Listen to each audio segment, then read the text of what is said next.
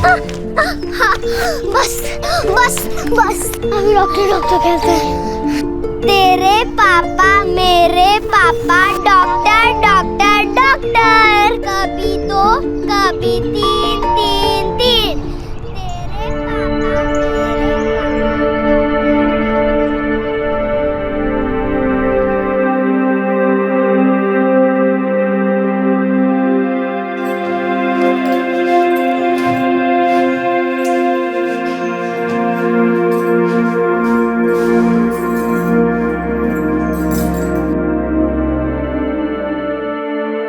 मासा, मासा के है? सब्जी कोनी से घर पे, बाजार जाके ले आऊं? ठीक है, तो जल्दी वापस आ जाना। अब जुगनी को साथ ही ले जाती हूँ। गुनगुन तो पूजा के घर में खेल रही है। ठीक है, जा। जी। तेरे पापा मेरे पापा डॉक्टर डॉक्टर डॉक्टर, फिर से तेरे पापा मेरे पापा डॉक्टर डॉक्टर। जुगनी छोरी, हमारे साथ बाजार आवेगी? मैं चॉकलेट दिलाऊंगी ना? हाँ दिलाऊंगी। माई मुझे भी चाहिए चॉकलेट, हमारे लिए भी लाना। तारे लिए भी लाऊंगी, पूजा के लिए भी लाऊंगी। ठीक सर?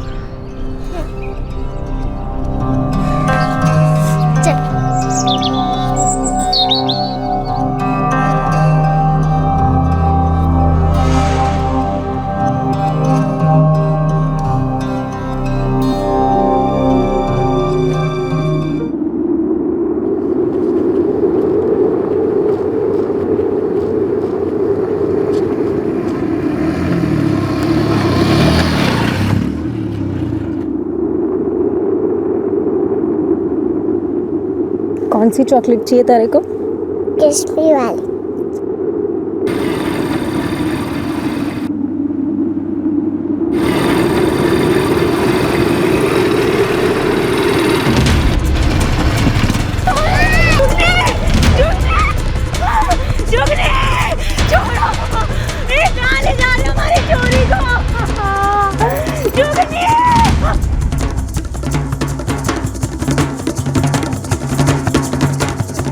जरूरत थी 3 साल की बेटी को धूप में ले जाने की? अरे चुप कर तू। 6 दिन पहले जोधपुर में जो अपहरण हुआ था वो नहीं दोनों ने किया। आप उन मोटरसाइकिल वालों को क्यों नहीं पकड़ते? वही उगलेंगे ना कि किसके कहने पर किया उन्होंने ये सब।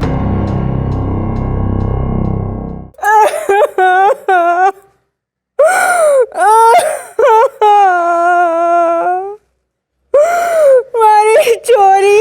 काका, नारायण और मनी गांव वाले के साथ मिलके सारी जगह देख लियो। और वो समर सिंह रो ढाबो है हाईवे पे, उसने फोन किया था, पर मोटरसाइकिल वाला दिखे कौन? मैंने हमारी चोरी वापस जी। सब तेरी गलती है। गुनगुन के साथ आंगन में खेल रही थी वो। क्या जरूरत थी 3 साल की बेटी को धूप में ले जाने की? अरे चुप कर तू। ये कौन सा वक्त है ताने मारने का? और उसने क्या मालूम था कि इसके साथ ऐसा कुछ हो जाएगा? हमारी समझ में तो ये ना आ रहा है कि हमारी जुगनी को कोई अगवा क्यों करेगा। देखिए, मन ने कोई खबर ना आया कि ये सब कैसे हुआ। मैं दुकान पर था, हमारे बापू का फोन आया कि हमारी लुगाई बाजार गई थी। वहां पर 2 लोग मोटरसाइकिल पर आए, हमारी लुगाई से हमारी बच्ची को छीन कर भाग गए। दिनेश, आसपास के सभी थानों का अलर्ट करो। अभी ज्यादा टाइम नहीं हुआ है, बहुत दूर नहीं निकले होंगे और निकलने भी नहीं चाहिए। सर, इस वक्त आपकी पत्नी कहाँ है? मोटरसाइकिल पर 2 लोग थे और बच्ची की उम्र 3 साल है। मैं बच्ची की फोटो और मोटरसाइकिल की डिटेल्स भेजता हूँ।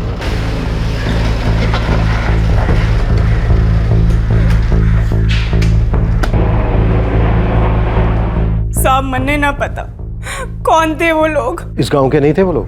पता ना जी, पहले तो देखा नहीं मैंने उनको कभी। अच्छा, मोटरसाइकिल कौन सी थी, किस रंग की थी? नंबर देखा था उसका? शायद काले रंग की थी जी, मैं ठीक से तो देख ना पाई। मोटरसाइकिल पे पीछे से आके हमला किया था उन लोगों ने। हमारी बच्ची को उठा के ले गए। बेटी मुझे वापस दिला दो जी। रोना बंद कर।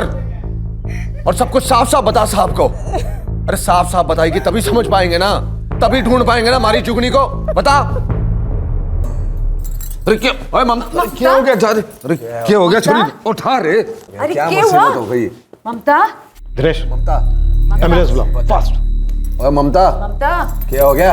ए ममता। अरे उठ। अपनी बेटी के अगवा हो जाने का ममता को गहरा सदमा लगा था। उसे हॉस्पिटल में भर्ती किया गया। वो 2 किडनैपर्स कौन थे? क्यों उन्होंने 3 साल की जुगनी का अपहरण किया था? पुलिस के पास इन सवालों का कोई जवाब नहीं था। लेकिन हाल ही में घटी एक और किडनैपिंग की वारदात ने इस केस को एक नया रुख दे दिया।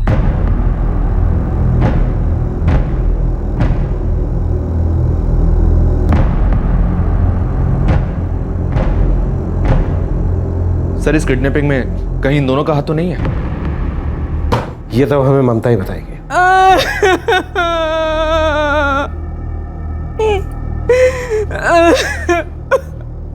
नाकाबंदी पूरी रात रहेगी। उस इलाके में कई छोटे रास्ते और गलियां हैं।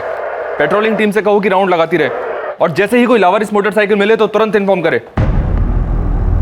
ध्यान से देखिए, क्या मोटरसाइकिल पर यही दोनों थे?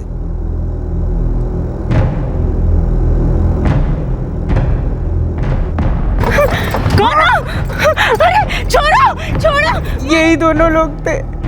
हमारी बेटी को मुझसे छीन के ले गए। कौन है ये दोनों? कौन है ये लोग? 6 दिन पहले जोधपुर में जो अपहरण हुआ था वो नहीं दोनों ने किया था। तब से फरार हैं दोनों। तो आपको ये जानकारी थी कि ये दोनों इस गांव में हैं? अगर हमें इसकी जानकारी पहले से होती नारायण, तो ये दोनों कभी के गिरफ्तार हो गए होते। तो आप क्यों नहीं जाकर पकड़ते? पहले ये बच्चा अगवा कर गए, अब हमारी छोरी भी उठा ले गए। ये फोटो भी है आपके पास, तो पकड़ दे क्यों नहीं? जाइए पकड़िए इन्हें। शांत शांत शांत हो जाइए। इस वक्त तुम पर क्या बीत रही है मैं समझ सकता हूँ। हम तुम्हारी बच्ची को ढूंढ कर रहेंगे, ये काम है हमारा। तलाश जारी है, हमने हर जगह पर नाकाबंदी की हुई है।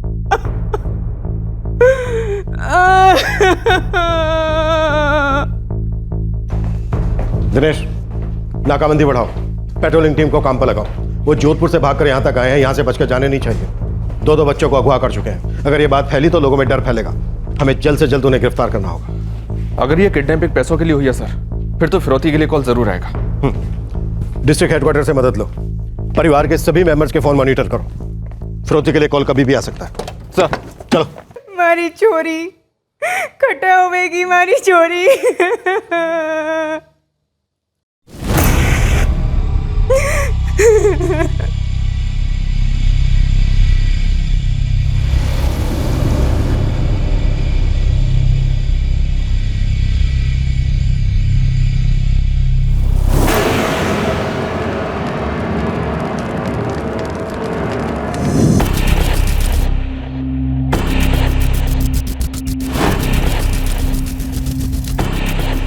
ममता ने जिन 2 किडनैपर्स को आइडेंटिफाई किया था, ये वही किडनैपर्स थे जो जोधपुर में हुई किडनैपिंग में भी शामिल थे। पुलिस अनुमान लगा रही थी कि ममता के परिवार को भी फिरौती के लिए कॉल आएगा। जोधपुर के किडनैपिंग के केस में भी ऐसा ही हुआ था। दरअसल फिरौती के कॉल की वजह से ही बच्चे के पेरेंट्स को पता चला था कि उनके बेटे का अपहरण कर लिया गया है।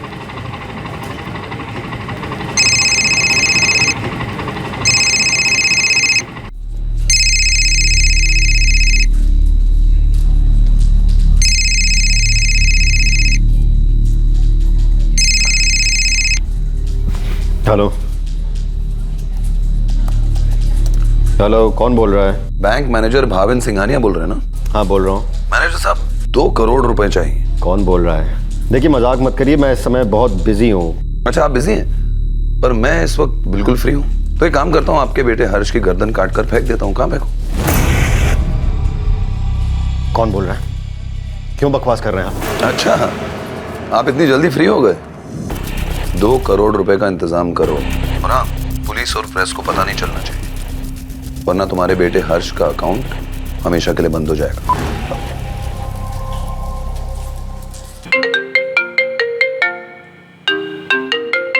यस मिस्टर अबी, जल्दी आ रहे हो क्या आज? हर्ष कहाँ पर है अंकिता? पार्क में खेल रहा है। तुम तुरंत अभी के अभी पार्क में जाओ, चेक करो वो वहां पर है या नहीं। क्या हुआ भाविन? तुमसे जितना कह रहे प्लीज अंकिता उतना करो। अभी कभी पार्क में जाओ, चेक करो हर्ष वहां पर है कि नहीं। मैं भी वहां पहुंच रहा हूं। लेकिन भाविन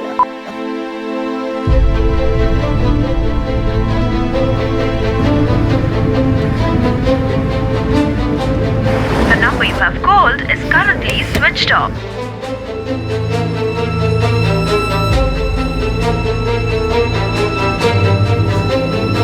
हर्ष!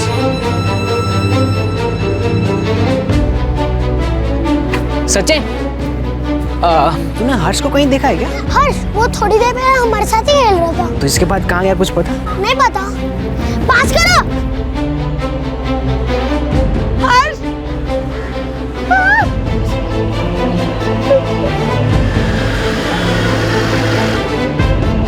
हर्ष!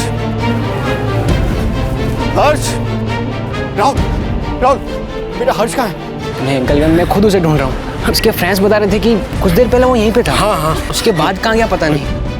भाविन, भाविन मुझे हर्ष कहीं नहीं मिला। मैंने सब जगह ढूंढ लिया। और तुम्हें कैसे पता चला कि हर्ष यहाँ नहीं है? क्या हुआ? हर्ष को बोलो ना भाविन, क्या हुआ? किस नंबर से फोन आया था?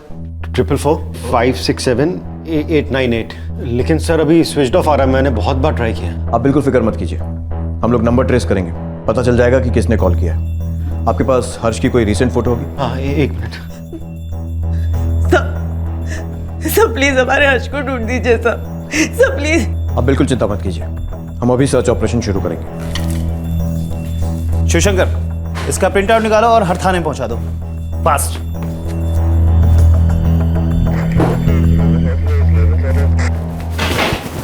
महावीर, लगता है अंदर कोई खबर पक रही है, मामला थोड़ा गर्म लगता है। सुना है किडनैपिंग हुई है बैंक मैनेजर सिंघानिया के बेटे की। भाभी सिंघानिया, वो कॉमन ट्रस्ट बैंक का मैनेजर? हाँ वही। अच्छा, कितना मांग रहे हैं किडनैपर्स? 444-567-898। इस नंबर की डिटेल निकालो और उस फोन की भी जिसका इस्तेमाल हुआ है। हालांकि फोन अभी स्विच ऑफ है, पर मुझे लगता है कि सिम नकली आईडी से खरीदा गया है। जी सर, मैं बच्चे को पहचाने हूँ, रोज अट्टे खेलने आवे हैं, आज भी आए हो। बच्चे को किसी से बात करते देखा था? जब वो यहाँ से निकला तो उसके साथ कोई था? नहीं साहब। जी साहब, ये बच्चा आइसक्रीम लेने आया था। मलाई वाली कुल्फी दो ना भैया। ये लो मलाई वाली कुल्फी। उसके साथ कोई था? जी नहीं साहब। उसको किसी के साथ जाते देखा? यकीन से तो नहीं कह सकता साहब, पर एक गाड़ी पास में रुकी हुई थी, शायद मैंने इस बच्चे को उस गाड़ी में बैठे देखा था। कौन सी गाड़ी थी? सफेद रंग की, काफी देर तक रुकी हुई भी थी। आधे घंटे बाद मैं भी बच्चा ने भी गाड़ी में जाते देखे, एक आदमी भी उसके साथ था। गाड़ी का नंबर याद है? नहीं साहब, कार का नंबर तो नहीं देखा, जरूरत महसूस नहीं हुई। अंकल हर्ष हमारे साथ फ्रिज भी खेल रहा था। हर्ष! हर्ष! ये ले डर।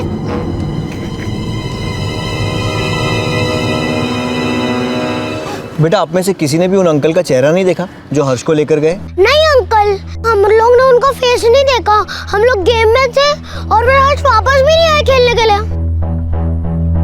आई होगी कोई सफेद गाड़ी। और साहब, हमें सच्ची में कुछ नहीं पता।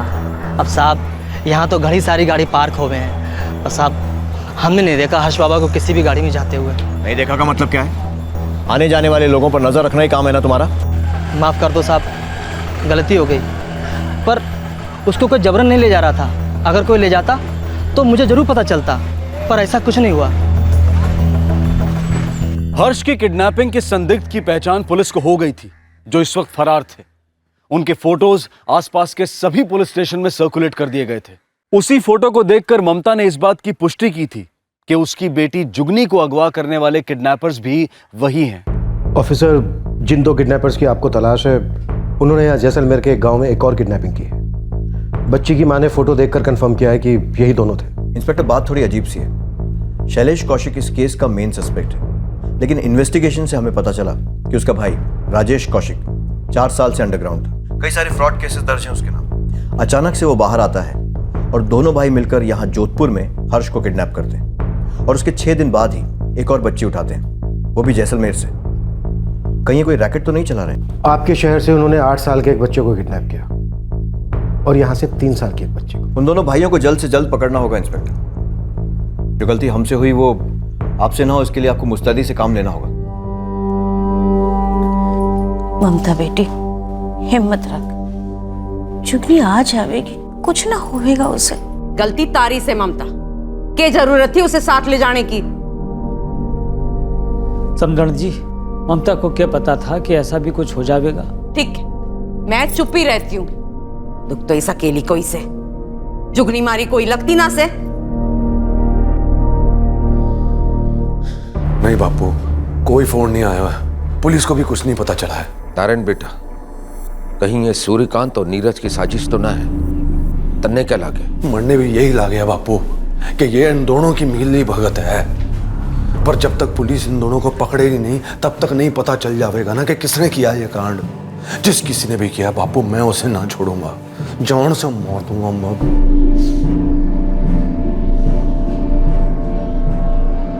सूर्यकांत काका नमस्ते। मेरे कान एक बात पड़ी, सोचा आपको बता दूं। रघुवीर काका को शक है आप पे, और बात निकलेगी ज़रूर, तो आप ख्याल रखिएगा।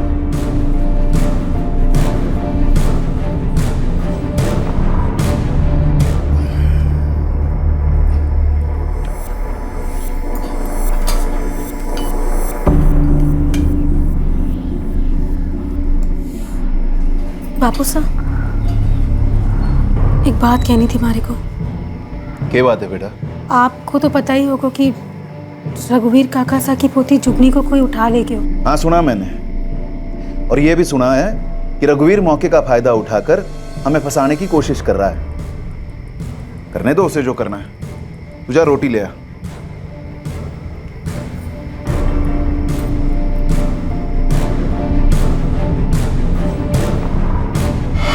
पहला अपहरण एक शहर में हुआ था और दूसरा उसके 6 दिन के बाद नजदीकी गांव में। क्या इन दोनों किडनैपिंग्स के बीच में कोई कनेक्शन था? क्या यह किसी बच्चा उठाने वाले गैंग का काम था? कौन था इस अपराध का मास्टरमाइंड? आइए देखते हैं कि 6 दिन पहले हुए हर्ष के अपहरण में पुलिस ने किस तरह से मुख्य संदिग्ध शैलेश कौशिक को ट्रेस किया और क्या वो हर्ष को ढूंढने में कामयाब हो पाए। जोधपुर शहर में आज दिन दहाड़े एक बच्चे को अगवा कर लिया गया। बच्चा महज 8 साल का है और उसका नाम है हर्ष।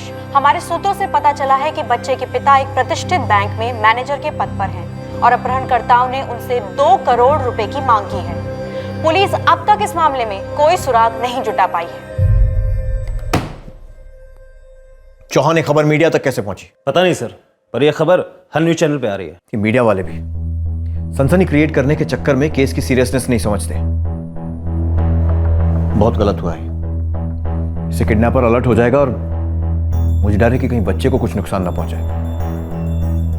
फोन रिकॉर्ड से कुछ मिला? सर, सिम कार्ड नकली आईडी से खरीदा गया। फोन का IMEI नंबर ट्रेस हो गया है और ये किसी शैलेश कौशिक के नाम से है सर। शैलेश कौशिक? जी हाँ, शैलेश कौशिक। इस नाम के किसी आदमी को जानते हैं आप? आपको कुछ गलतफहमी हुई है। शैलेश कौशिक दरअसल हमारे बैंक के बहुत रेप्यूटेड कस्टमर है। कई सालों से बहुत सारे अकाउंट्स हैं उनके। भाविन जी, हम तो चाहते हैं कि हमारे बिजनेस के सारे अकाउंट आपके इस ब्रांच में ट्रांसफर हो जाए। बस आप ओवरड्राफ्ट फैसिलिटी जरा बढ़ा दीजिए। शैलेश जी, आप हमारे वैल्यूएबल कस्टमर हैं, आप तो बस हुक्म करिए। हमने आपको कभी किसी चीज के लिए मना किया? तो है। 2 करंट और 3 सेविंग अकाउंट है सर। क्या बिजनेस है उनका? ऑटोमोबाइल पार्ट सप्लाई करने का बहुत बड़ा बिजनेस है। जोधपुर में बहुत सारी कंपनीज को सप्लाई करते हैं वो। बस इतना ही जानता हूँ मैं। ठीक है भावन जी, आगे की इन्फॉर्मेशन हम खुद निकाल लेंगे। Sir 1 minute. मेरे नेबर्स ने बताया कि हर्ष की खबर टीवी पर आ रही है। सर, किडनैपर ने मुझे फोन किया था कि पुलिस और प्रेस को पता नहीं चलना चाहिए, वरना तुम्हारे बेटे हर्ष का अकाउंट हमेशा के लिए बंद हो जाएगा। किडनैपर्स ने मुझे कहा था कि फिरौती के लिए फोन करेंगे। जब तक कोई फोन नहीं आया उनका, सर बहुत डर लग रहा है मुझे। भावन जी, आई एम रियली सॉरी, मुझे नहीं पता कि खबर मीडिया तक कैसे पहुंची। सर, वो हर्ष के साथ कुछ करेंगे तो नहीं ना?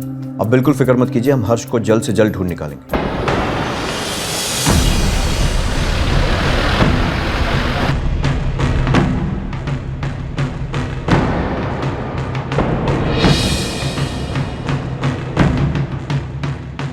कौन सी गाड़ी थी? सफेद रंग की साहब। शायद मैंने इस बच्चे को उस गाड़ी में बैठे देखा था।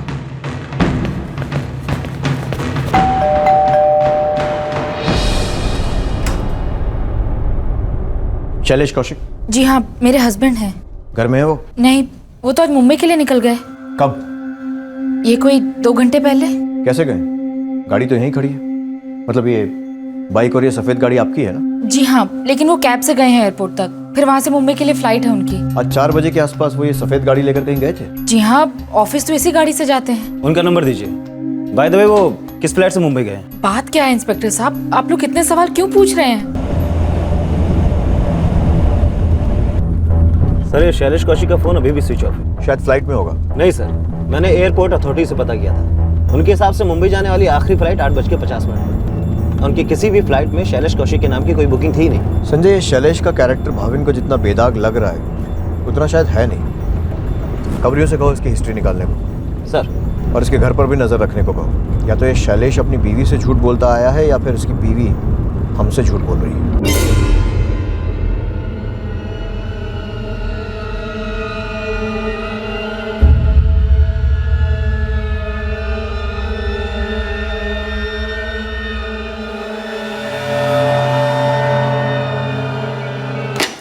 सर, ये शैलेश कौशिक का कैरेक्टर काफी दाग धब्बा हो रहा है सर। क्या क्या कारनामे किए? सिर्फ दिखावे के लिए पैसे वाला है, वरना सर से लेके पांव तक कर्जे में डूबा हुआ है, जुए की लत की वजह से। लेनदार पीछे पड़े हैं और उधार की रकम करोड़ों में। किडनैपर्स ने भी 2 करोड़ मांगे, मतलब ये प्राइम सस्पेक्ट है। महंगे शौक और गलत आदतें अक्सर क्राइम की जड़ बनते हैं। सर एक बात और, ये शैलेश खानदानी ठग लगता है। इसका छोटा भाई राजेश, उसके भी कारनामे कुछ कम नहीं है सर। धोखाधड़ी और ठगी के कई केस हैं उस पर सर। लोगों को चूना लगाकर 4 साल से फरार है। हर एक को ना अच्छे से तलाश करो, कुछ भी छूटना नहीं चाहिए। सर मेरे पति ऐसे नहीं है, उन्होंने कुछ भी गलत नहीं किया है। तो फिर छुपा हुआ क्यों है? वैसे आपको तो पता ही होगा ना। मुझे इसके बारे में कुछ भी नहीं पता। और आपका देवर, वो कहाँ है? सर मुझे नहीं पता, मैंने तो उसे देखा भी कई साल पहले था। क्योंकि वो भी फरार है आपके पति की तरह। देखिए विद्या जी, अगर आपका पति आपको कांटेक्ट करता है तो आप सबसे पहले हमें इन्फॉर्म करेंगे, और यही बेहतर होगा आपके लिए और आपके पति के लिए भी। पर इंस्पेक्टर साहब, मुझे तो लगा वो शरीफ आदमी है। सब दिखावा था, उसका भाई भी फ्रॉड है। हो सकता है उन दोनों भाइयों ने मिलकर हर्ष को किडनैप करने का प्लान बनाया। लेकिन हमारा हर्ष कब मिलेगा? हम उन्हें पैसे भी दे देंगे, पर उनका पैसों के लिए भी कोई फोन नहीं आ रहा है सर।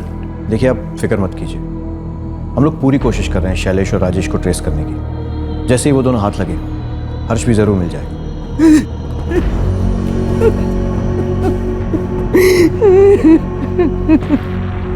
सर एक बुरी खबर है। क्या? खीरपुर थाने के एसएचओ का फोन आया था। उन्हें पास के नाले से किसी की लाश मिली है।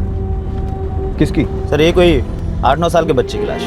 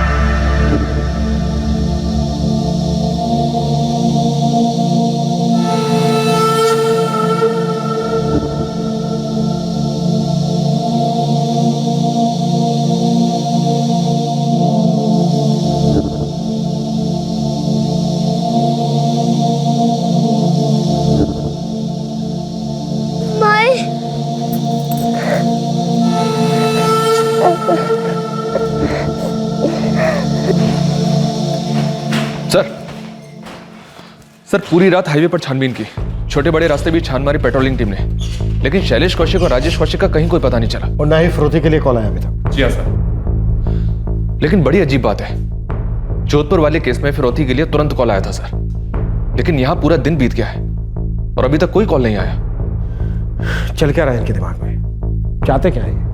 पैसा, बदला, या फिर साइकिक है जो मजे के लिए ये सब कर रहे हैं?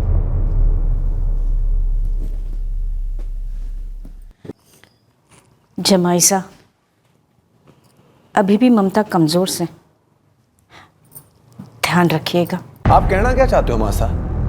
मैं और माही इसका ख्याल ना रखें? अस्पताल में पूरी रात जागा रहा हूं मैं, ये कोई नहीं दिखा आपको? ना जमाईसा, ऐसी बात नहीं है। फिर कैसी बात है ससुर जी? समझाओ, हमें समझाओ। मैं अच्छी तरह जाने हूं इसने अस्पताल में बैठ के क्या चुगली की है मेरे और मेरी माई के बारे में, सब जाने हूं मैं। जरूरत क्या थी इसे घनी दोपहरी में जुगनी को अपने साथ ले जाने की? गलती इसकी और भुगत हम रहे। ये तो चुपचाप अस्पताल में जाके सो गई। ऐसा सारा दुख तो इसे होवे।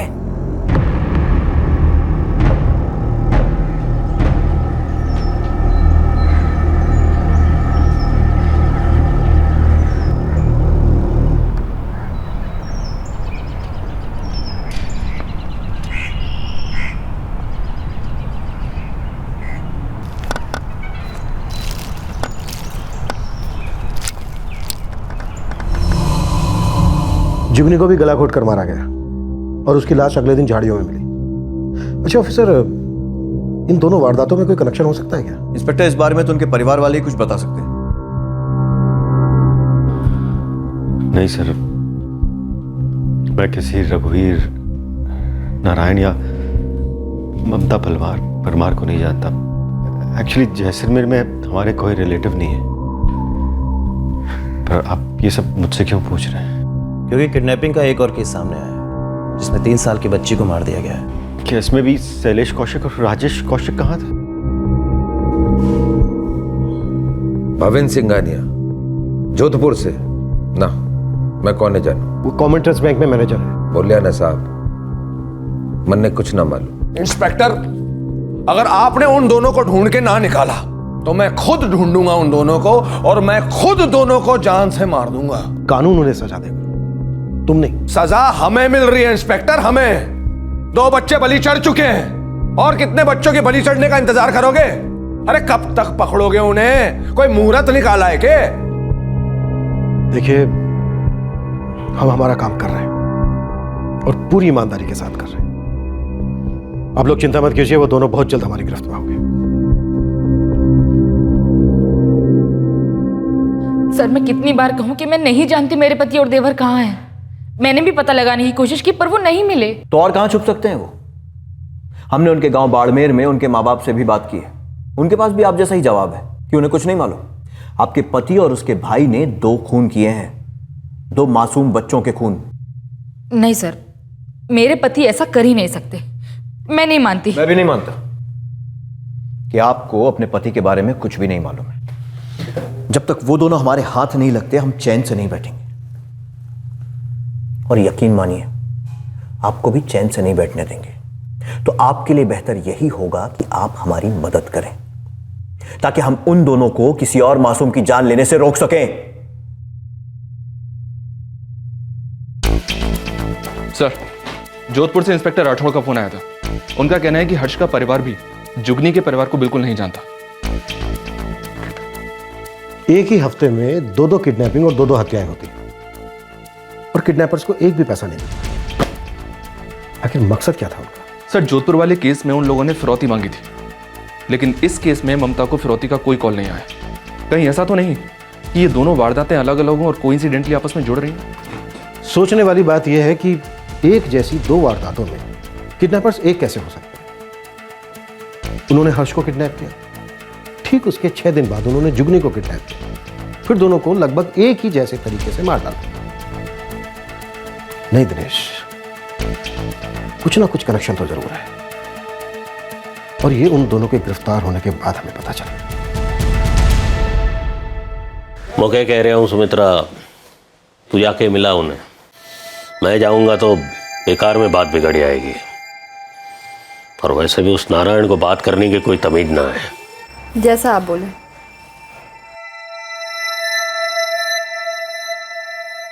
पर यही समझ में नहीं आ रहा, नहीं गए तो गलत होगा और अगर गए तो जरूर कोई ना कोई बखेड़ा खड़ा होगा। पुरानी बातें निकलेंगी, उंगलियां उठेंगी।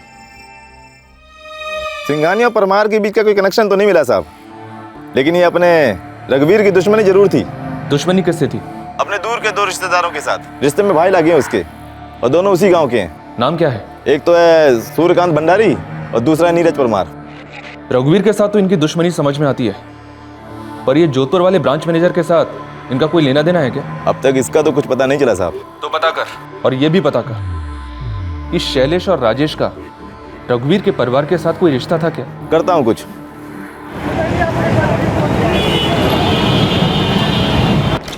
सर, शैलेश ने भाविन को फिरौती के लिए जिस नंबर से फ़ोन किया था वो अभी भी स्विच ऑफ है। और शैलेश की बीवी विद्या, उसने जो नंबर दिया था वो भी स्विच ऑफ है। कहीं शैलेश राजस्थान से बाहर तो नहीं चला गया? आसपास के जितने भी स्टेट्स हैं सबको अलर्ट कर दिया है और साथ ही दोनों भाइयों की फोटो भी भेज दी है। जब से जुगनी बेटी अगवा हुई ना, वो तब से जानता था कि रघुवीर भाई साहब मुझे इस मामले में जरूर घसीटेंगे। साहब मैं कह रहे हूँ, महाराज जुगनी की मौत से कोई लेना देना नहीं है। अरे हमारा पर विश्वास करो साहब। साहब अरे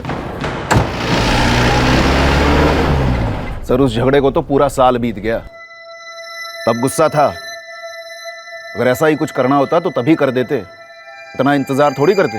ये भी तो हो सकता है कि 1 साल मौके का इंतजार किया हो आपने। के बात का इंतजार साहब? दुश्मनी जहर की तरह हुए, जितना पालो जहर उतना ही फैले शरीर में। और मैंने वो जहर पालो को नहीं छोड़ दियो। सरपंच बनने का सपना 2 साल पहले ही रघुवीर फाइसा ने पीछे हटने से मना जो कर दियो। और आज तो मैं जुगनी बेटी की अंतिम विधि में जाने की सोच रहा हूँ।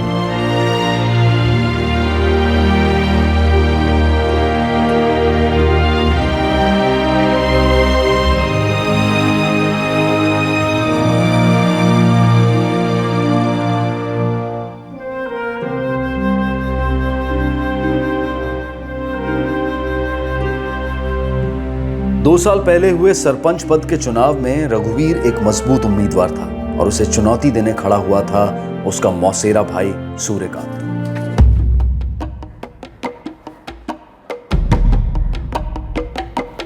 खम्मा गणी भाई साहब। गणी खम्मा सूर्यकांत, अरे बड़ी जोर शोर से तैयारी चल रही है मन ने हराने की। हाँ, आपको हराने की ना भाई साहब, चुनाव में जीतने की। अब आप सरपंच बनो या मैं, घी तो खिचड़ी में ही पड़ेगा। वैसे भी आप तो एक बार सरपंच बन चुके हो, इस बार मने बन जाने दो। मारी मानो तो भाई साहब आप चुनाव में खड़े ही ना रहो। हमारे पास पूरे गांव को समर्थन है। अगर थारे पास समर्थन है तो डर क्यों रहा से? मन लागे है कि तू हमारे खिलाफ लड़ने से डर गया है। अरे देख, सीधों से गणित है सूर्यकांत, जिसने ज्यादा वोट मिलेंगे वही जीतेगा। ये गणित तो आप पर भी लागू हुए ना भाई साहब। काका बड़े बुजुर्गों का कहना मानते हैं। बापू कह रहे हैं ना इलेक्शन से हट जाओ तो हट जाओ, हार से बच जाओगे, इज्जत भी बनी रहेगी। मारो तो ये ख्याल थो कि 2 भाइयों के बीच मुकाबला ना हो तो ही अच्छा है। अब जब हो ही रहा है तो मारी जीत तो तय है।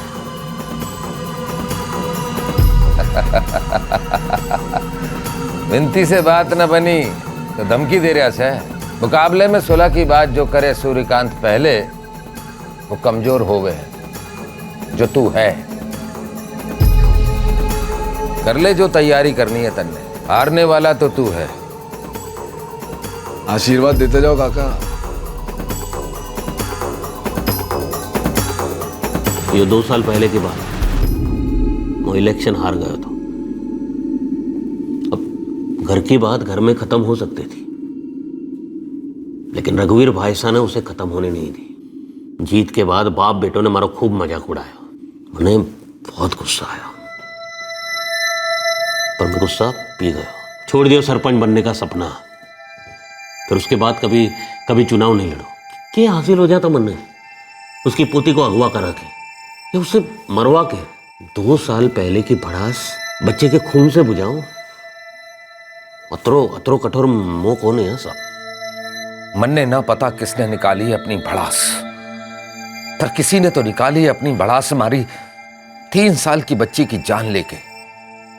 आप उन मोटरसाइकिल वालों को क्यों नहीं पकड़ते? वही उगलेंगे ना कि किसके कहने पर किया उन्होंने ये सब, और नीरज के या सूर्यकांत के।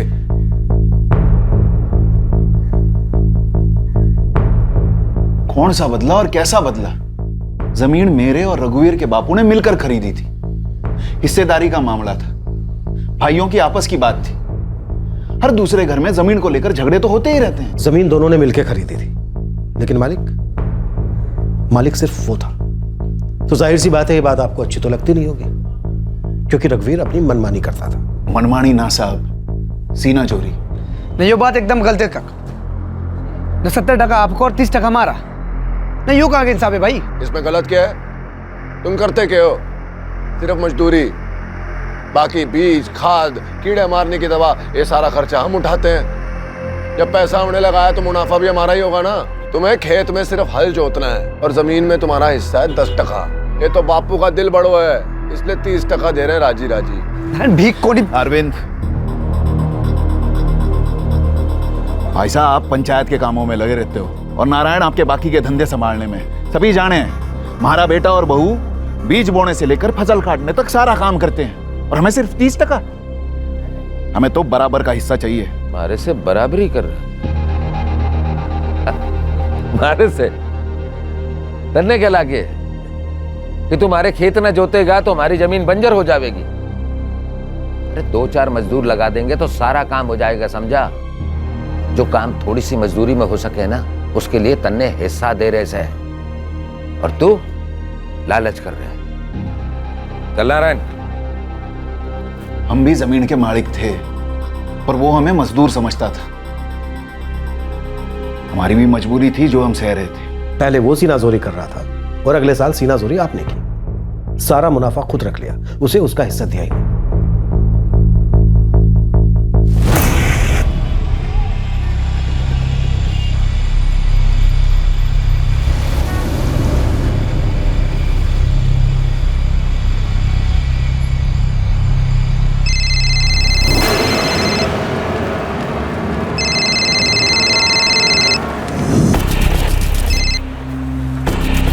बोल, कहाँ हो?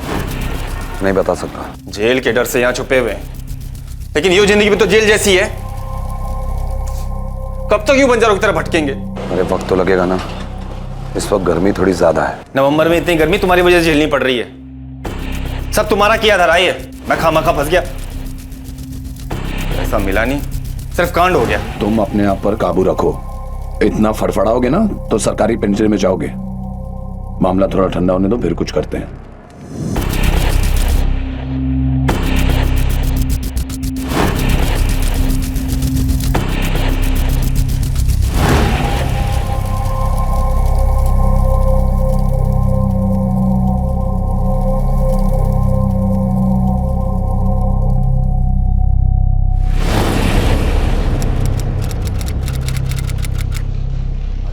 बिल्कुल झूठ बात है ये साहब जी। मैं किसी शैलेश कौशिक या राजेश कौशिक को जानू कौन ही।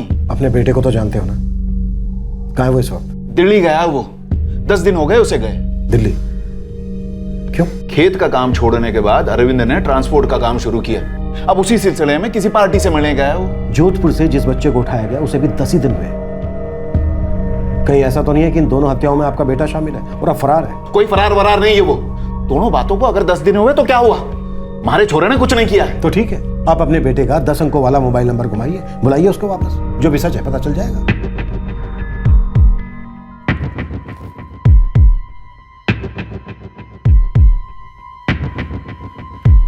The number you have called is currently not reachable. Please try again later. Thank you. उसका फोन पहुंच के बाहर है। सिर्फ फोन ही नहीं, मुझे लग रहा है आपका बेटा पहुंच के बाहर। पर कोई बात नहीं, हम इंतजार करेंगे, लेकिन तब तक आप कहीं और नहीं पहुंच सकते जब तक कि आपका बेटा हमारी पहुंच में नहीं आता।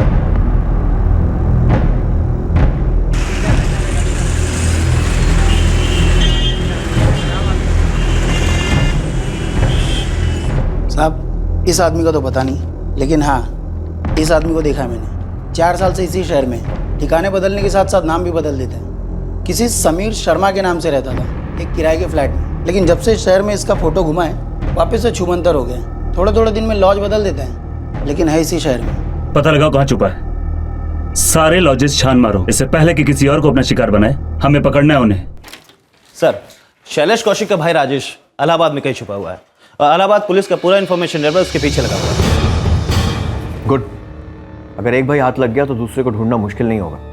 और सर हाँ, सारथीपुर पुलिस स्टेशन से फोन आया था। दोनों भाइयों के बीच की दुश्मनी उनको किसी और ही एंगल पे ले गई है। मतलब? सर अभी तक कुछ कंफर्म नहीं है, पर यह मामला शायद किसी बाबा से जुड़ा हुआ हो सकता है।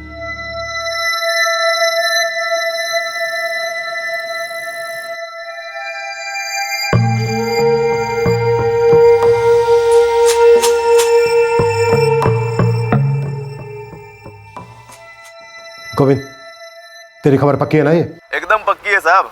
ये नीरज और उसका बेटा अरविंद दोनों त्रिलोकनाथ बाबा के बड़े भक्त हैं, बहुत मानते हैं बाबा को। त्रिलोकनाथ बाबा, कहीं ऐसा तो नहीं है कि इन दोनों बच्चों की किडनैपिंग बलि चढ़ाने के लिए की गई हो? अपनी औलाद को खो चुकी दोनों माएं अब भी सदमे में थीं। फर्क सिर्फ इतना था कि एक मां जानती थी कि उसके बेटे को फिरौती के लिए अगवा किया गया था और पैसों की बात आगे बढ़े उसके पहले ही उसके बेटे को मार दिया गया। पर दूसरी मां को शायद अंदाजा नहीं था कि उसकी बेटी को क्यों मार दिया गया। क्या वाकई ऐसा था? ममता सो गई क्या? कितना टाइम लगाएगी रोटी बनाने में? अब जी मासा आई।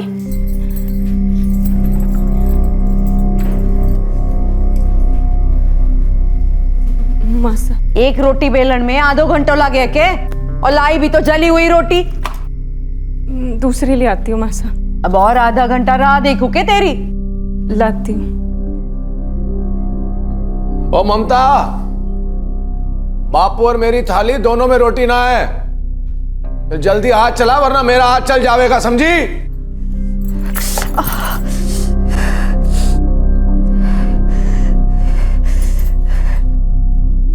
बाबा का एंगल सामने आने से पुलिस की इस तहकीकात को एक नई दिशा मिली।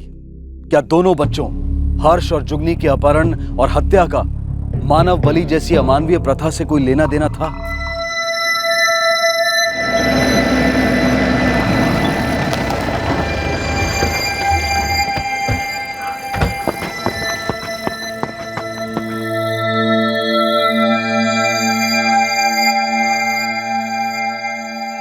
बाबा,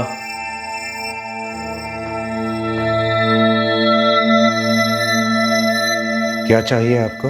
हमें आपसे कुछ सवाल करने हैं। चलिए हमारे साथ। किस संबंध में? हत्या और अपहरण के संबंध में। आप तो अंतर्यामी है ना, सबके सवालों के जवाब देते हैं, तो हमारे भी दीजिए, लेकिन थाने चलकर। मेरा किसी की हत्या या अपहरण से क्या संबंध? आप उचित नहीं कर रहे हैं। इस गांव में नहीं, इस पूरे जनपद में मेरा बहुत आदर है। कई भक्त हैं मेरे। यदि उन्हें पता चला कि आप मुझे थाने लेकर गए हैं तो परिणाम अच्छा नहीं होगा। आप तो सच में अंतर्यामी हैं। मैं भी आपसे यही कहने वाला था कि अगर आप हमारे साथ नहीं चले तो परिणाम अच्छा नहीं होगा। हाँ, हम बाप बेटे हैं बाबा के भक्त। हम उनसे सलाह लेने जाते हैं और वो हमें रास्ता दिखाते हैं। सिर्फ सच बताना, क्या जुगनी को बलि चढ़ाने का सुझाव बाबा का था? अरे क्या बकवास कर रहे हैं आप? आप समझते क्या है मुझे? बाबा जी को छोड़ दो। बाबा जी बाबा जी का ख्याल रखिए। नहीं हो रहा है। नहीं। अच्छे सारे काम करेंगे कि क्या हो जाएंगे? और बाबा जी को बिना किसी कारण आपने मुझे यहाँ रोक के रखा हुआ है। इस बात को मेरे भक्त सहन नहीं करेंगे। क्षमा चाहता हूं बाबा, किंतु यह समय प्रवचन का नहीं बल्कि प्रश्नों का है।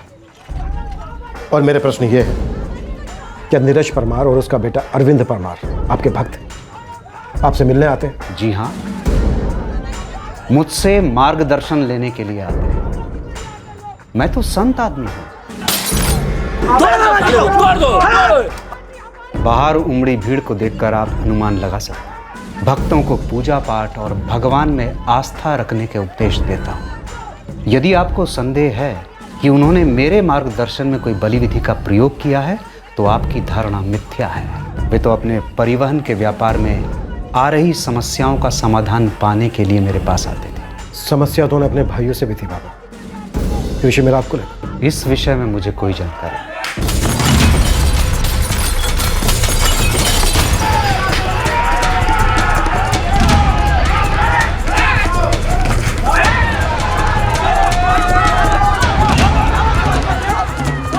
सर, बाहर बहुत सारे गांव वाले इकट्ठा हो गए, भीड़ बेकाबू हो रही। लाठी चार्ज के ऑर्डर दें क्या सर?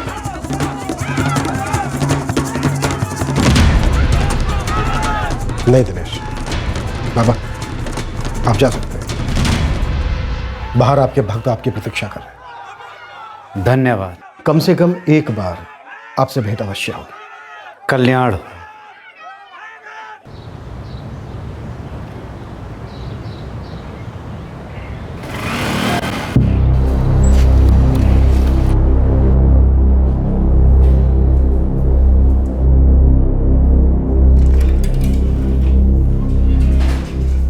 मैं अरविंद परमार, नीरज परमार मारो बापू से। अच्छा, जब से ये केस आया है दिखाई नहीं दिया। कहाँ था इतने दिन? मैं दिल्ली गया तो साहब, मारो ट्रांसपोर्ट का धंधों से। आपने यकीन नहीं आ रहा तो हमारे दोस्त सुनील से पूछ लो, उसके घर पे रुके मैं वापस लौटा तो हमारी माँ ने बोले कि बापू ने थाने ले गया। कि मैं जान सकता हूँ साहब हमारे बापू ने बिना वजह थाने क्यों ले आए? वजह है, हमें शक है कि शैलेश और राजेश जिन्होंने दो बच्चों का अपहरण किया फिर हत्या की, तुम दोनों बाप बेटे उन दोनों को जानते हो। क्या सबूत है आपके पास इस बात का? मतलब रघुवीर काका से मारी और हमारे बापू को जमते नहीं तो आपने मान लिया कि उनकी पोती ने हमने अगवा करवा और मरवा दिया। कल को आपको सुनने में आएगा मैं आतंकवादी हूं तो आप मान लेंगे। कमाल है ना साहब जी, आपने अगर शक है तो पूछताछ करने ना हक है आपको। इस तरह से हमारे बापू को अंदर नहीं कर सकते आप। साहब जी दुनिया हमने भी देखी है, थोड़ी बहुत कानून का नॉलेज हमको भी है। मुझे कानून मत समझा सीरियस है मैटर। 7 दिन के अंदर 2 बच्चों का मर्डर हुआ है, इसलिए मैं जो भी तेरे से पूछ रहा हूं चुपचाप सीधे सीधे जवाब दे। त्रिलोकनाथ बाबा तेरे और तेरे बापू का मार्गदर्शक है, उसी के कहने पर तुमने बच्चों की बलि दी। साहब जी बाबा अगर बलि चढ़ाने की सलाह दे सकते हैं ना तो इसकी पूछताछ सिर्फ हमारे और हमारे बापू से क्यों कर रहे हैं आप? रघुवीर काका से भी जाके पूछो ना। मतलब यूँ कि जिसने भी आपको हमारे और हमारे बापू के बारे में जानकारी दी है ना उसने आपको आधी अधूरी जानकारी दी है। पूरी जानकारी ये है कि रघुवीर काका भी तो बाबा के बहुत बड़े भक्त हैं। साहब जी हम सालों से बाबा के भक्त हैं और पिछले 7-8 महीने से रघुवीर काका भी तो बाबा के भक्त हुए, तो कहीं ऐसा तो नहीं उन्होंने अपनी पोती की बलि दे दी हो?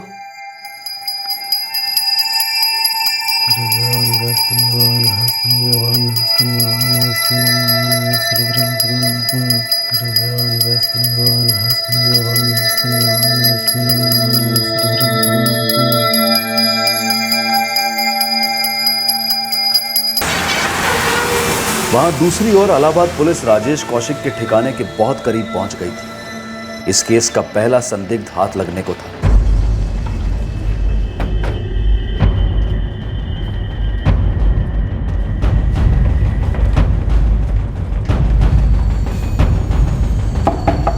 कौन है?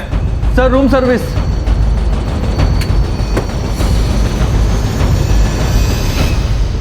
राजेश कौशिक, तूने बहुत नाम और एड्रेस बदल लिए।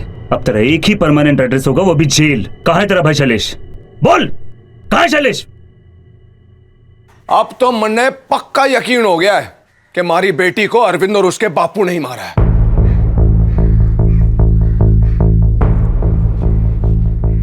एक बार फिर पूछ रहा हूं, क्या आप कभी त्रिलोकनाथ बाबा से मिले थे? कहो ना साहब, मैं किसी से ना मिली। मैं देवी का भक्त से, किसी बाबा का नहीं।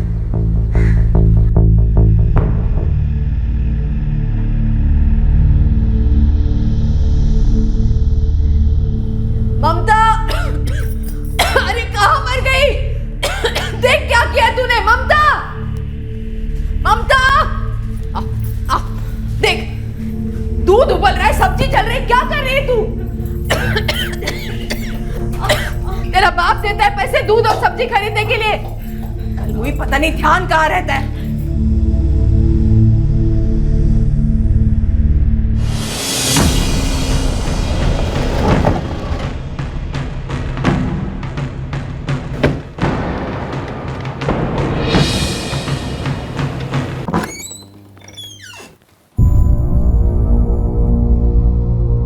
प्रणाम बाबा। आप पुनः आ गए? हमें आपसे आपके एक भक्त के बारे में जानकारी चाहिए। क्या आप भिरू गांव के रघुवीर परमार को जानते हैं? यदि आप अभी भी यही सोच रहे हैं कि मैंने किसी को बलि चढ़ाने का परामर्श दिया है तो आप अभी भी दिशाहीन हैं। संभवतः आपने मेरा प्रश्न ठीक से सुना नहीं है बाबा। मैंने आपसे पूछा, क्या आप भिरू गांव के रघुवीर परमार को जानते हैं?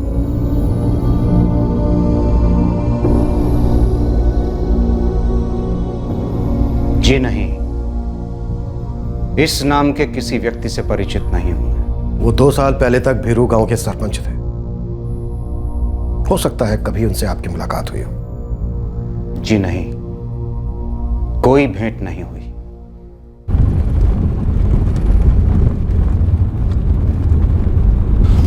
सर लगता है अरविंद ने हमें गुमराह करने के लिए झूठ बोला है।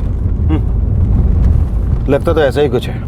दिनेश, जब से ये केस हमारे पास आया है तब से एक ही बात मेरे दिमाग में घूम रही है। पुलिस उनके पीछे पड़ी थी, लेकिन इसके बावजूद उन्होंने रिस्क लिया। भेरू गांव आकर दिन दहाड़े बिना चेहरा ढके एक और किडनैपिंग की। इससे तो उनके ऊपर खतरा और बढ़ जाता है। और इतना ज्यादा खतरा उठाने के बावजूद उन्होंने फिरौती के लिए नारायण या फिर रघुवीर को फोन तक नहीं किया। राजेश कौशिक जी, जोधपुर में आपका स्वागत है। खातिरदारी में कोई कमी तो नहीं रह गई ना? वैसे एक बात बता दूं तुझे, तेरे भाई का घर, उसकी प्रॉपर्टी, सब कुछ सील होने वाला है। बाड़मेर में गांव का घर, वो भी। और हाँ, तेरे भाई की बीवी भी हमारी कस्टडी में है। अब बचाए तेरा भाई शैलेश, वो और हाथ आ जाए, फिर पूरी फैमिली का हॉलिडे पैकेज यहीं पे करेंगे। फोन लगा उसे, तेरा नंबर तो जरूर उठाएगा वो। मैं तो बेकार में फंस गया सर। मैं मानता हूं मैंने 4 साल पहले बहुत सारे फ्रॉड किए थे, लेकिन ये किडनैपिंग और मर्डर, इसमें मेरा कोई हाथ नहीं है। मुझे तो पता भी नहीं था वो बैंक मैनेजर के बेटे को शैलेश ने किडनैप किया था। जब शैलेश इलाहाबाद आया तब उसने मुझे बताया। मतलब दोनों बच्चों को मारने के बाद शैलेश तेरे पास आया था? नहीं सर, दूसरी बच्ची के मर्डर के बारे में शैलेश को भी कुछ नहीं पता। मैं 4 साल से इलाहाबाद में छुपा हुआ था। हर्ष को मारकर शैलेश भी वहीं आ गया। हीरू गांव तो कोई गया ही नहीं सर। तेरी स्टोरी तो सुन ली, अब तेरे भाई की स्टोरी सुनते हैं। फोन लगा उसे, लगा फोन। और याद रखना, अगर तेरा भाई हाथ नहीं आया ना, तो उसके कर्मों की सजा भी तू ही भुगतेगा। फोन लगा। शैलेश के भाई राजेश का कहना था कि उसका इन अपहरण और हत्या के केसेस से कोई लेना देना नहीं था। उसके मुताबिक भीरू गांव में हुई वारदात में शैलेश भी शामिल नहीं था। राजेश क्या सच बोल रहा था या फिर यह उसकी साजिश थी पुलिस को गुमराह करने की? राजेश पुलिस को अपने भाई शैलेश के बारे में इंफॉर्मेशन देने के लिए तैयार हो गया था। ऐसा लग रहा था कि जोधपुर में हुए 6 साल के हर्ष के मर्डर का केस जल्द सॉल्व होने वाला था, लेकिन भीरू गांव में हुए 3 साल की जुगनी के अपहरण और हत्या की गुत्थी और भी उलझती जा रही थी। अब यह मत बोलना कि बाबा भी झूठ बोल रहे, क्योंकि बाबा रघुवीर से कभी मिले ही नहीं। नसब जी, मैं भी झूठ नहीं बोल रहा हूँ। हमारी लुगाई गवाह है इस बात की। भारती, अटिया बता साहब ने क्या बोला था कांता काकी ने तारे से? जी साहब, कुछ 8 महीने पहले कांता काकी मिली थी मारे को। नीरज भाई से और अरविंद किसी बाबा के पास जा रहे से? हाँ, त्रिलोकनाथ बाबा। कैसे? बहुत अच्छे है काकी। इनको या बाबू साहब को कभी काम धंधे में कोई दिक्कत हो गए ना, तो बाबा के पास ही जाते हैं। और बाबा के दिए उपाय से फायदा भी हुआ है काकी। अपने ही नहीं, दूर दूर से लोग आते हैं उनके पास। ठीक से बेटा, वो क्या है, थारे काका सा किसी परेशानी में से, तू अगर त्रिलोकनाथ बाबा का पता दे सके तो कट्ठे मिल लेंगे। साहब, काकी ने खुद भारती को बोला था कि रघुवीर काका बाबा से मिलना चाहते हैं। हाँ, लेकिन ये भी तो हो सकता है कि पता लेने के बाद वो मिले ही ना हो। नहीं साहब, 1 हफ्ते बाद कांता काकी मारे को मिली थी और काकी खुद से मारे को बता रही थी कि रघुवीर काका बाबा से मिलने गए थे और बाबा के बताए उपाय से रघुवीर काका को फायदा भी हो रहा था।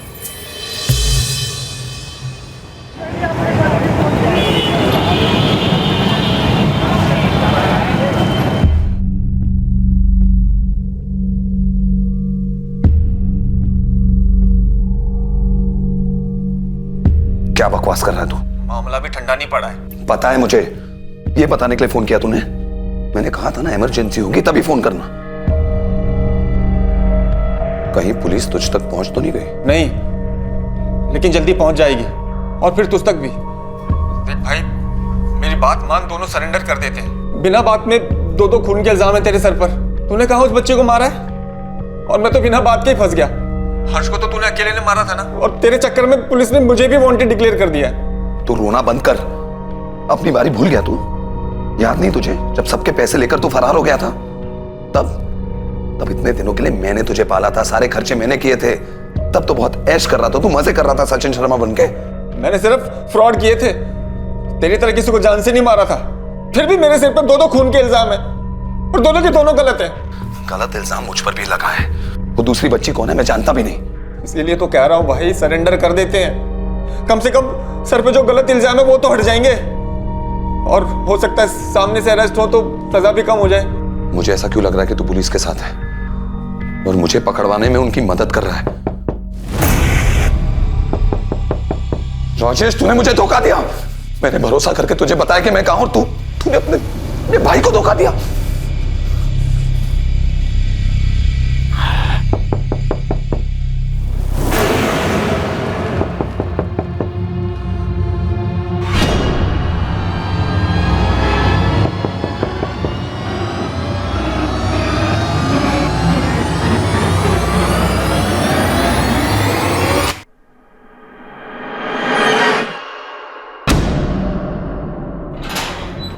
सर, इंस्पेक्टर विजय मिश्रा का फोन आया था। शैलेश कौशिक उनकी हिरासत में है।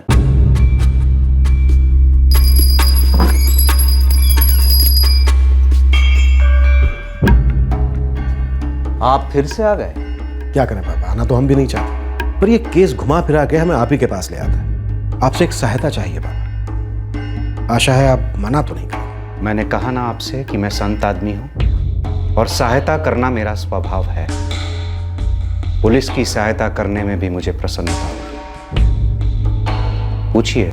उस दिन आपने कहा था कि रघुवीर परमार नाम के किसी व्यक्ति को आप नहीं जानते। जी। क्या रघुवीर का बेटा नारायण आपसे कभी मिलने आया था? जी नहीं, ये नाम भी नहीं सुना। और रघुवीर की पत्नी कांता, कांता परमार कभी आपसे मिलने आई थी? कांता? वो मिलने आई थी आपसे? जी हाँ, उसके साथ उसकी बहू भी आई थी, ममता।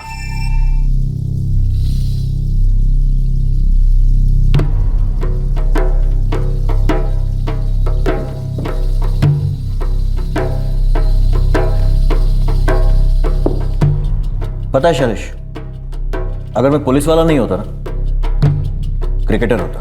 बहुत रिकॉर्ड तोड़ता, वो प्रोफेशन ही चेंज हो गया।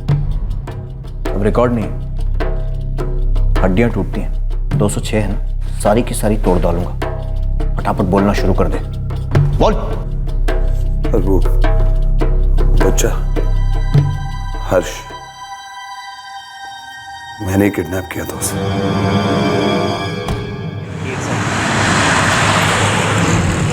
सर, वो जोधपुर हाईवे से थोड़ा दूर एक गोडाउन है, काफी वक्त से बंद पड़ा था। वो बच्चे को वहीं रखा था।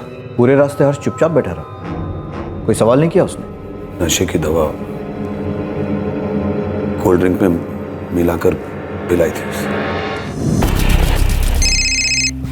हेलो। 2 करोड़ रुपए का इंतजाम करो, पुलिस और प्रेस को पता नहीं चलना चाहिए, वरना तुम्हारे बेटे हर्ष का अकाउंट हमेशा के लिए बंद हो जाएगा। वो हर्ष को वहीं छोड़कर आया था मैं घर वापस। फोन करके पता करने ही वाला था कि पैसों का बंदोबस्त हुआ या नहीं।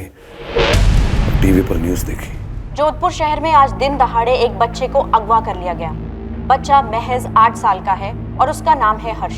हमारे सूत्रों से पता चला है कि बच्चे के पिता एक प्रतिष्ठित बैंक में मैनेजर के पद पर हैं और अपहरणकर्ताओं ने उनसे 2 करोड़ रुपए की मांग की है। पुलिस अब तक इस मामले में कोई सुराग नहीं जुटा पाई है।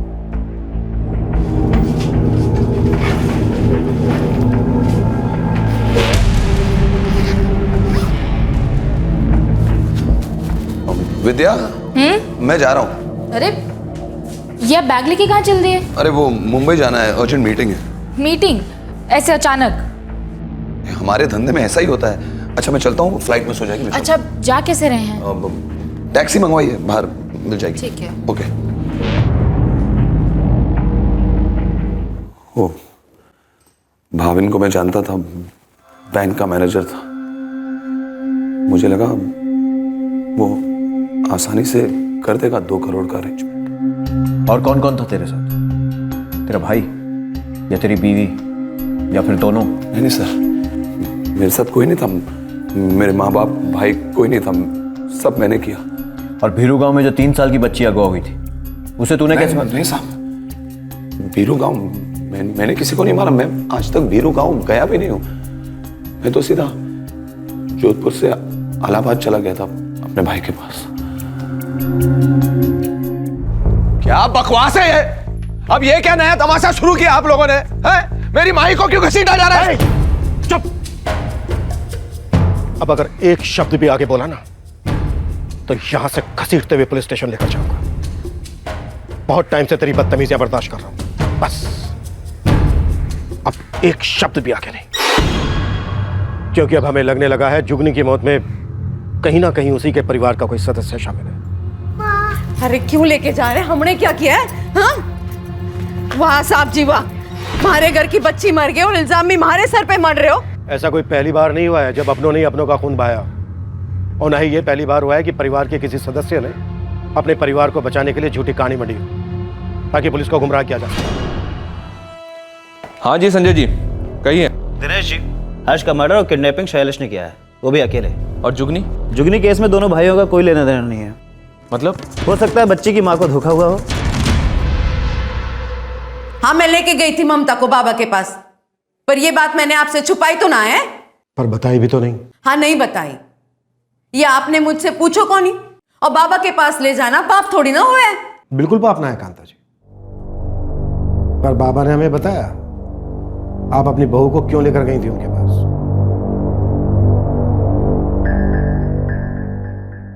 कांता परमार के साथ उसकी बहू ममता भी आई थी मेरे पास। उसकी भी वही समस्या थी जो हमारे देश के अधिकांश घरों में होती है। कुछ करो बाबा, हमारे वंश को आगे बढ़ाने वाला कोई ना है। ये हमारी बहू है, 2 बार कोप भरी इसकी, किस्मत खूटी, दोनों बार छोरी जनी इसने। हमारे को तो चिंता हुए है बाबा, हमारा वंश कैसे आगे बढ़ेगा। वंश को तो कुल दीपक ही आगे बढ़ावे है ना बाबा। क्या तुम पुत्र प्राप्ति की इच्छा रखती हो? हाँ बाबा, इसीलिए तो आपके पास आए हैं ना। क्या ऐसा हो सके है? अवश्य, इनकी इच्छा पूरी होगी। मैं कुछ जड़ी बूटियां दूंगा और कुछ दूसरे उपाय भी बताऊंगा।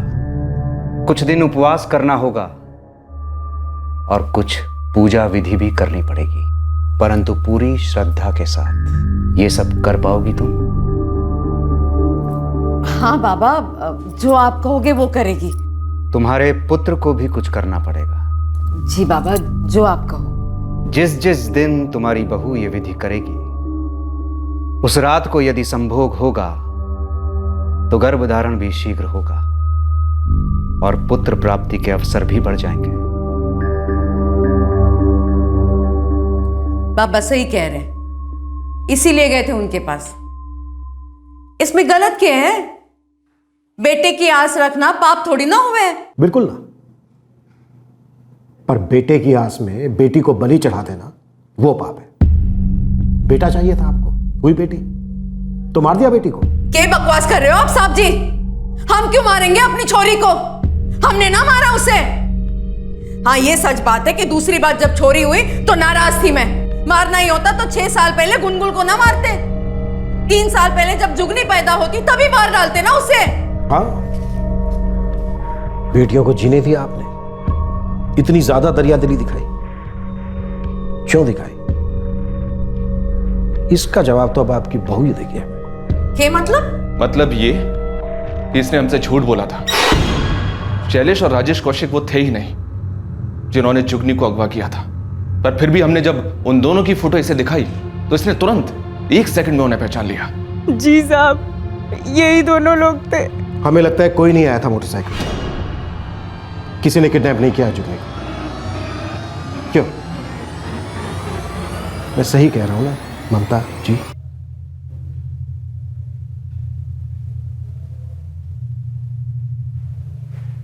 सही कह रहे थे। उस दिन मोटरसाइकिल पे हमारी छोरी को मारे से छीनने कोई ना आया था। जो फोटो आप लोगों ने मैंने दिखाई थी ना, वो तो मैंने सुबह ही देख ली थी अखबार में।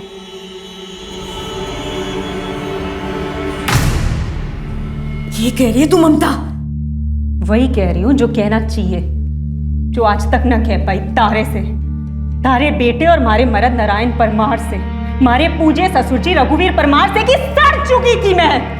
सड़ चुकी थी मैं जब से गुनगुन पैदा हुई थी। 6 साल से, 6 साल से हर दिन हर रात बस एक ही बात, बेटा क्यों ना पैदा हो रहा तन्ने, बेटा क्यों ना पैदा हो रहा तन्ने। दिन भर में जली कटी सुनती थी इस औरत की। सब्जी क्यों जल गई, दाल में नमक क्यों कम है, रोटियां क्यों जला दी, ध्यान कटे है तेरा। हताश हो गई थी मैं, अपने आप पे घिन आने लगी थी मैं। हर रोज रात को इसका जंगली बेटा जानवर की तरह हमारे ऊपर चढ़ जाता था, रोनता था हमारे को। इस बार लड़का ही होना चाहिए। थारी कोख में हमारा अंश थारे से ज्यादा होना चाहिए। और पूरा दिन ये औरत हमारे सर पे नाचती थी, अपनी कड़वी जुबान में करम जली, जलम जली, कमजात ना जाने क्या क्या कहती थी। और रात को इसका बेटा फिर से हमारे ऊपर चढ़ जाता था। क्या करती साहब? अपनी पहली बेटी को ठीक से पाल भी ना पा रही थी मैं। कोलू के बैल की तरह सारा दिन काम करती थी और पूरा दिन इस औरत की जली कटी सुनती थी।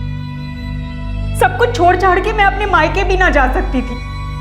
गरीब है हमारे माँ बाप, 4 लप्पड़ लगा के कहते थे कि जा मर अपने ससुराल में, जो सुनना पड़े सुन, जो सहना पड़े सह, पर यहां मत आ। सबका बस मारे पे ही चलता था साहब। फिर जब मैंने दूसरी बेटी जनी तब तो अपनी जिंदगी और अपनी किस्मत दोनों को कोसने लगी। मैं जानती थी ये कमीने लोग और जीना हराम कर देंगे मेरा।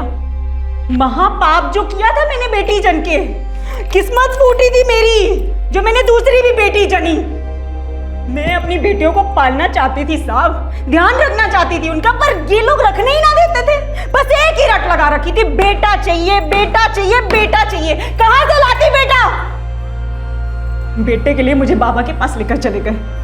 बाबा के कहने पर मैं भूखी रही, व्रत किए, पूजा पाठ किया। ऐसी हालत में भी सारा दिन घर का सारा काम करती थी मैं। और ये औरत मेरे सर पे बैठ के तांडव करती थी।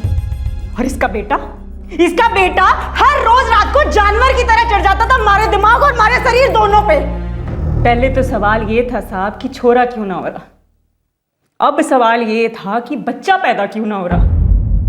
इनको लगता था कि मैं बच्चा पैदा ही ना होने दे रही। डॉक्टर के पास ले गए मारे को, इन्हें लगा कि मैंने नसबंदी करा ली।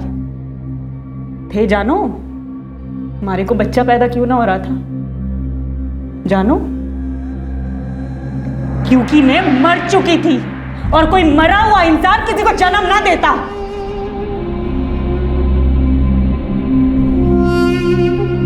मैं मर चुकी थी साहब, मैं मर चुकी थी। मैं औरत हूं, मशीन थोड़े ना हूं। तू भी तो एक औरत है ना? मारे को समझने की कोशिश कभी ना करी। मारा तो कि दिखता ना था तुझे? औरत और मर्द के प्यार से पनपता है बच्चा। जब तारे बेटे से मारे को सुख मिला ही ना, हमारे शरीर को सुख मिला ही ना, मारे को उससे प्यार ही ना मिला, तो बच्चा कैसे पैदा होता? कैसे पैदा होता? मैं भी एक औरत हूं, मारे को भी मर्द का प्यार चाहिए, पर वो बिस्तर और तारा बेटा मारे को कांटे की तरह चुभता था। मैं जब भी अपने बच्चों को देखती तो अपने आप पे गुस्सा आने लगता। अपने बच्चों को ही जिम्मेदार मानने लगी थी मैं अपनी हालत का। जब भी जुगनी को देखती तो हमारे मन में ये विचार आने लगता कि ये छोरा क्यों ना हुई। मैं पागल सी हो गई थी, हताश हो गई थी मैं अपने जीवन से। मारे को नफरत ना थी हमारे बच्चों से, मैं उनका ध्यान रखना चाहती थी, पर कुछ ना कर पा रही थी मैं अपने बच्चों के लिए साहब। एक पागलपन से सवार हो गया था हमारे पे। मैं कुछ कर बैठना चाहती थी, बस उसी पागलपन में मैं अपनी बेटी, अपनी जुगनी को साथ ले गई। कोई ना आया था अपहरण करने साहब, मैंने किया है ये सब। अपने हाथों से मार डाला मैंने अपनी बेटी को साहब। उसका कोई कसूर ना था, पर मैं ही उसके लिए कुछ कर ना पा रही थी। ये लोग मारे को उसके लिए कुछ करने ही ना देते थे, हमारी छोरियों को कोसते रहते थे। बस एक ही सवाल था, बेटा चाहिए, बेटा चाहिए, बेटा चाहिए। अरे क्या चाट डाल दिया था तुमने ऐसे बेटे को जन्म देकर? क्या महान काम किया था ऐसे जाहिल बेटे को जन्म देके, जो मारे से ऐसे सवाल करता था कि तारी कोख में मारे से ज्यादा तारा अंश कैसे हो सके। ज्यादा पढ़ी लिखी ना हो साहब, लेकिन इतना जानू हूं कि छोरा हो या छोरी, अपना बच्चा अपना होवे है। पर इन लोगों ने कभी अपना होने ही ना दिया, मारे को हत्यारा बना दिया हमारी छोरी का। अपनी बच्ची को मार डाला मैंने, अपनी लाडो को मार डाला मैंने साहब, अपनी छोरी को मार डाला।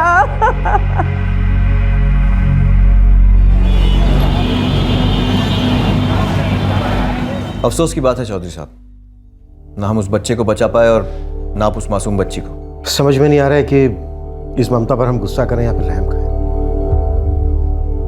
साइकेट्रिस्ट से हमने उसका मेडिकल चेकअप करवाया है, सीवियर डिप्रेशन में है। चौधरी साहब, ममता ने जो किया गलत किया, लेकिन उसके हालात भी कम दोषी नहीं थे। पर मुझे हैरानी ये शैलेश जैसे लोगों पर होती है।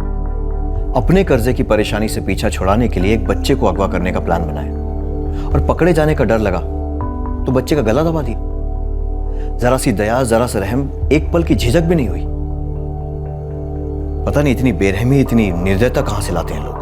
कहने को तो हमारी जिंदगी बहुत तेज रफ्तार से दौड़ रही है, लेकिन हम भूल जाते हैं कि हम कितना पिछड़ते जा रहे हैं, कितने संवेदनहीन होते जा रहे हैं, कितने अमानवीय होते जा रहे हैं। भाविन और अंकिता अपने दुखों से समझौता करके जीने की कोशिश कर रहे हैं, लेकिन यह दर्द सीने में रह रहकर उठता है कि किसी के पैसों के लालच ने उनके बेटे हर्ष को उनसे छीन लिया। जो कुछ भी हुआ, ममता के ससुराल वालों पर उसका कोई असर नहीं हुआ। हां, उसकी सास को अफसोस है, मगर इस बात का कि अब घर का सारा काम उन्हें करना पड़ेगा। नारायण में रत्ती भर का फर्क नहीं आया।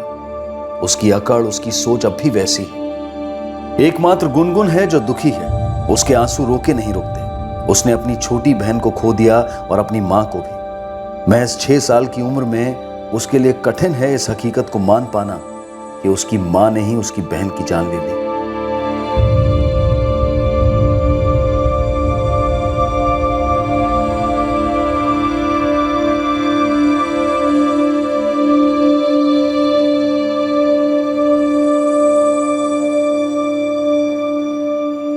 हर्ष सिंघानिया के अपहरण और हत्या के केस में शैलेश कौशिक पर आईपीसी की धारा 361 के तहत अपहरण और धारा 302 के तहत हत्या के चार्जेस लगाए गए हैं। ममता पर अपनी 3 साल की बेटी की हत्या के लिए धारा 302 लगाई गई है। पुलिस ने ममता को अपने सास, ससुर और पति के खिलाफ हैरेसमेंट का केस फाइल करने का विकल्प दिया था, लेकिन ममता ने इनकार कर दिया। दोनों मुजरिम इस वक्त न्यायिक हिरासत में हैं। ये दोनों केसेस किसी भी तरह से एक दूसरे से जुड़े हुए नहीं थे। बात सिर्फ ये थी कि ये दोनों वारदातें बहुत ही कम समय के अंतराल में घटी थी, जिसका फायदा एक औरत ने उठाने की कोशिश की और अपने गुनाह को पहले हुए अपराध के संदिग्ध के सर मढ़ दिया ताकि अपने जुर्म को छुपा सके और सजा से बच सके। एक आदमी जिसकी हसरतें उसकी हैसियत से कहीं ज्यादा ऊंची थी, लेकिन अफसोस की बात यह है कि उन ख्वाहिशों को पूरा करने के लिए उसने शॉर्टकट लेना पसंद किया और अपने अरमानों के आसमान को छूने के लिए लगाई गई छलांग ने उसे कर्ज के दलदल में धकेल दिया। लेकिन वो यहां पर भी नहीं संभला। इस दलदल से निकलने के लिए उसने एक संगीन अपराध किया, एक बच्चे को किडनैप किया। लेकिन जब एहसास हुआ कि ये चाल भी उल्टी पड़ गई तो अपने आप को बचाने के लिए उसने उस मासूम बच्चे को मौत के घाट उतार दिया। एक इंसान की गलत सोच और अंधे लालच ने उसकी अपनी जिंदगी तो बर्बाद की ही, पर एक हंसते खेलते परिवार को भी उजाड़ कर रख दिया। लगातार अपने कदम अपराध की ओर बढ़ा रहे शैलेश को क्यों उसकी बीवी, उसके माँ बाप, उसके करीबी लोगों ने रोकने की कोशिश नहीं की, जो उसकी बुरी आदतों और उसकी फितरत से वाकिफ थे। अगर किसी ने पहली गलती के बाद ही उसे टोका होता, उसकी हरकतों पर लगाम लगाई होती, तो आज कई जिंदगियां बर्बाद होने से बच गई होती। दूसरी तरफ एक औरत थी जिसके ससुराल वालों को बेटे की चाहत थी, लेकिन उस औरत की कोख से 2 बेटियां जन्मी और इसी वजह से उन लोगों ने उसे इतना प्रताड़ित किया कि वो औरत हताशा की खाई में जा गिरी। यकीनन ममता की मानसिक हालत काफी बुरी और दयनीय थी, लेकिन उसका अपनी मासूम निर्दोष बेटी को मार डालना हरगिज माफी के लायक नहीं हो सकता। उसे सजा मिलनी ही चाहिए। ममता के साथ जो कुछ हुआ, क्या वो अपराध नहीं है? ममता को इस मानसिक अवस्था में पहुंचाने वाले भी क्या अपराधी नहीं है? अब मैं अनूप सोनी आपसे विदा लेता हूं। क्राइम पेट्रोल सतर्क में अब आपसे मुलाकात होगी अगले शुक्रवार को रात 10:30 बजे। तब तक सुरक्षित रहें और देखते रहें क्राइम पेट्रोल सतर्क। सबक एक को, सीख हम सबको। जय हिंद। इस तरह के और भी एपिसोड देखने के लिए हमारे चैनल को सब्सक्राइब करें और बेल आइकन दबाना ना भूलें।